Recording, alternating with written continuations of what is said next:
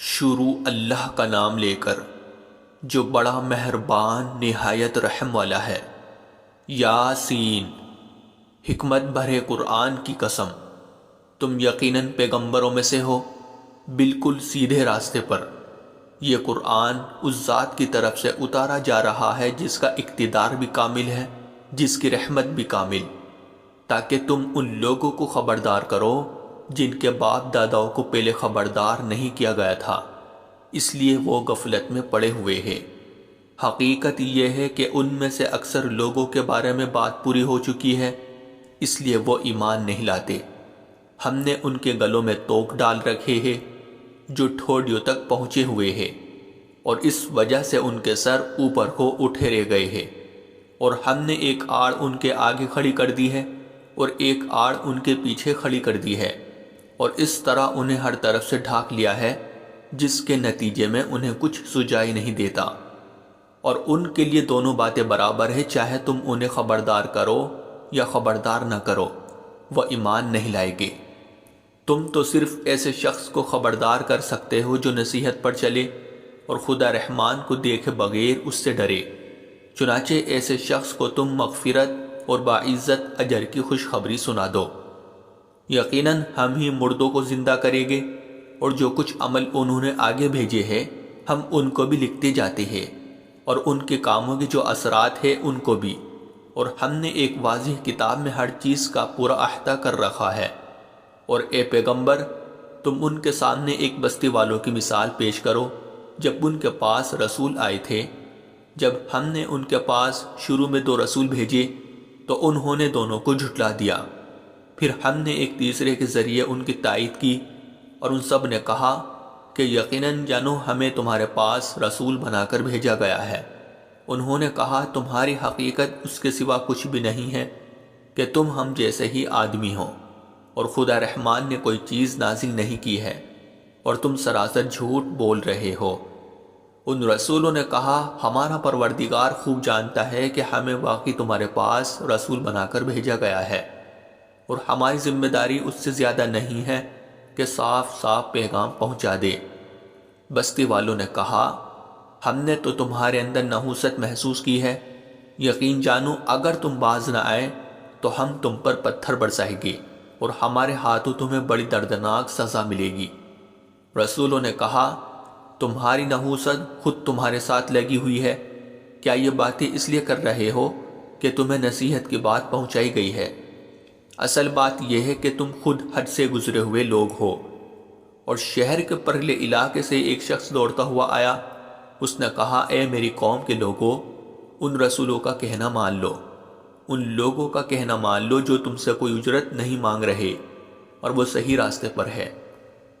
اور بھلا میں اس ذات کی عبادت کیوں نہ کروں جس نے مجھے پیدا کیا ہے، اور اسی کی طرف تم سب کو واپس، بھلا کیا اسے چھوڑ کر میں ایسوں کو معبود مانوں کہ اگر خدا رحمان مجھے کوئی نقصان پہنچانے کا ارادہ کر لے تو ان کے سفارش میرے کسی کام نہ آئے، اور نہ وہ مجھے چھڑا سکے۔ اگر میں ایسا کروں گا تو یقیناً میں کھلی گمراہی میں مبتلا ہو جاؤں گا۔ میں تو تمہارے پروردگار پر ایمان لا چکا، اب تم بھی میری بات سن لو۔ آخر کار بستی والوں نے اس کو قتل کر دیا، اور اللہ کی طرف سے اس سے کہا گیا کہ جنت میں داخل ہو جاؤ۔ اس نے جنت کی نعمتیں دیکھ کر کہا کہ کاش میری قوم کو معلوم ہو جائے کہ اللہ نے کس طرح میری بخشش کی ہے اور مجھے باعزت لوگوں میں شامل کیا ہے۔ اور اس شخص کے بعد ہم نے اس کی قوم پر آسمان سے کوئی لشکر نہیں اتارا، اور نہ ہمیں اتارنے کی ضرورت تھی۔ وہ تو بس ایک ہی چنگھاڑ تھی جس سے وہ ایک دم بجھ کر رہ گئی۔ افسوس ہے ایسے بندوں کے حال پر، ان کے پاس کوئی رسول ایسا نہیں آیا جس کا وہ مذاق نہ اڑاتے رہے ہو۔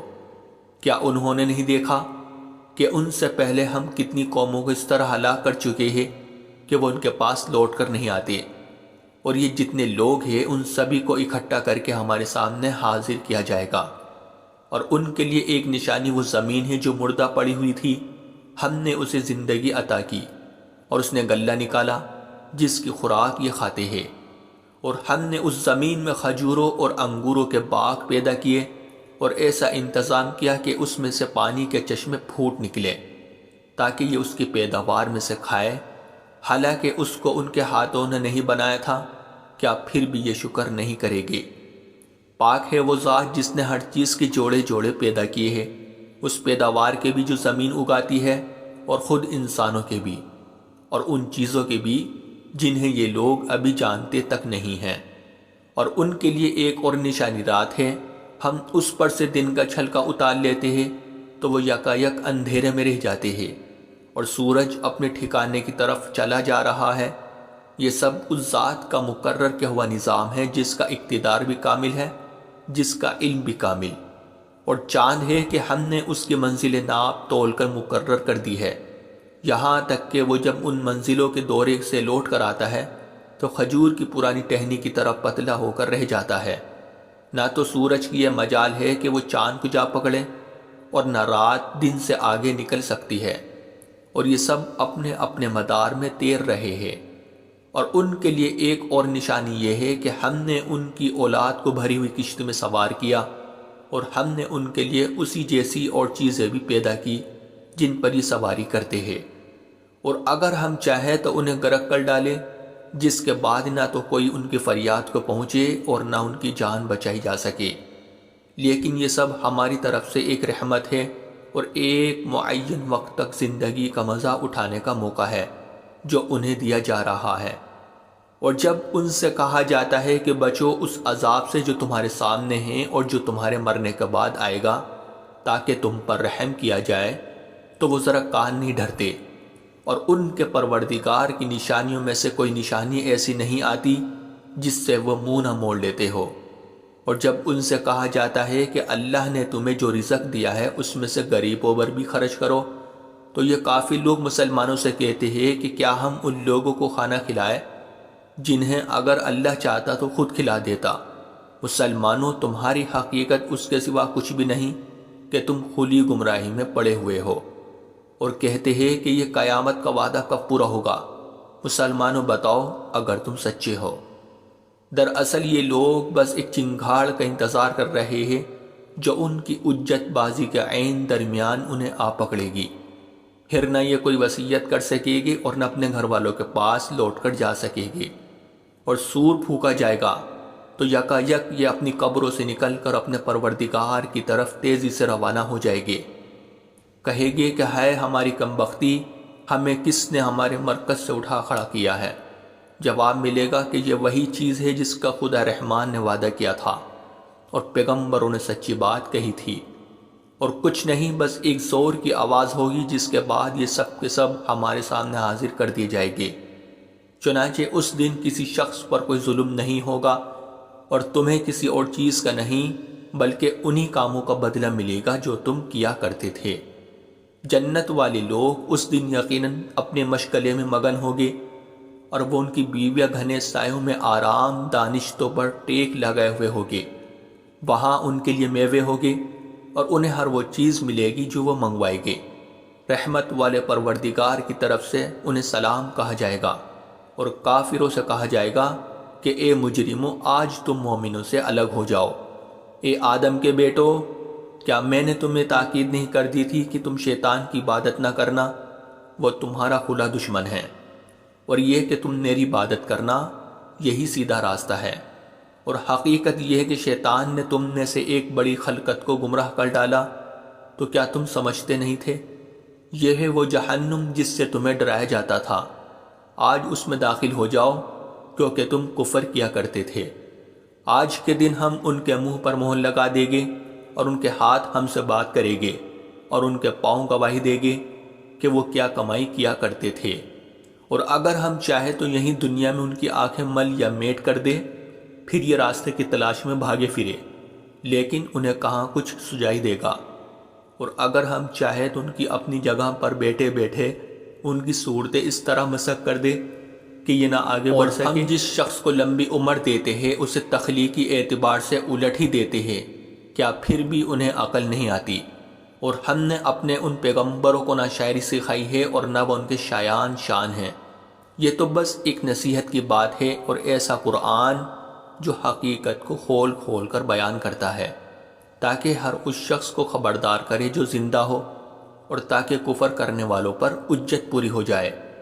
اور کیا انہوں نے یہ نہیں دیکھا کہ ہم نے اپنے ہاتھوں کی بنائی ہوئی چیزوں میں سے ان کے لیے موشی پیدا کیے اور یہ ان کے مالک بنے ہوئے ہیں، اور ہم نے ان موشیوں کو ان کے قابو میں دے دیا ہے، چنانچہ ان میں سے کچھ وہ ہیں جو ان کی سواری بنے ہوئے ہیں اور کچھ وہ ہیں جنہیں یہ کھاتے ہیں۔